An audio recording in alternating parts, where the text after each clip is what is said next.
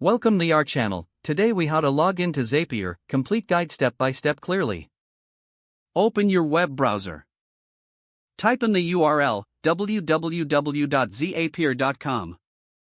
Press enter to navigate to the Zapier homepage. Look for the login button at the top right corner of the screen. Click on the login button. You will be redirected to the login page. Here, you can enter your email address in the designated field. After entering your email, click on the Continue button. Next, check your email inbox for a sign-in link from Zapier.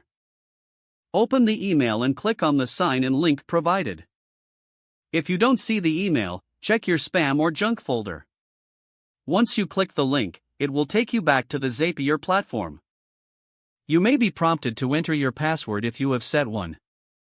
If you haven't set a password, you can create one at this point. After entering your password, click the Login button. You should now be logged into your Zapier account.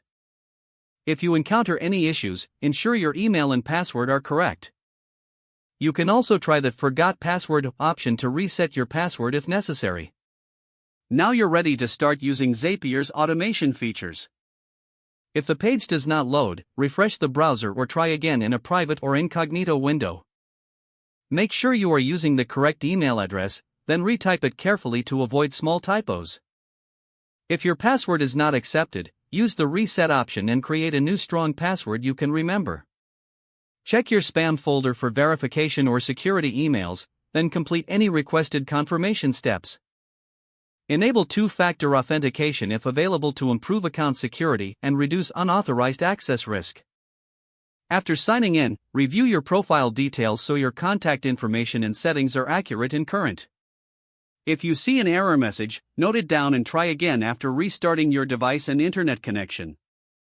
Log out when you finish, especially on shared devices, to keep your account and payment information secure. If the page does not load, refresh the browser or try again in a private or incognito window. Don't forget to like this video and subscribe to our channel for more step-by-step tech guides.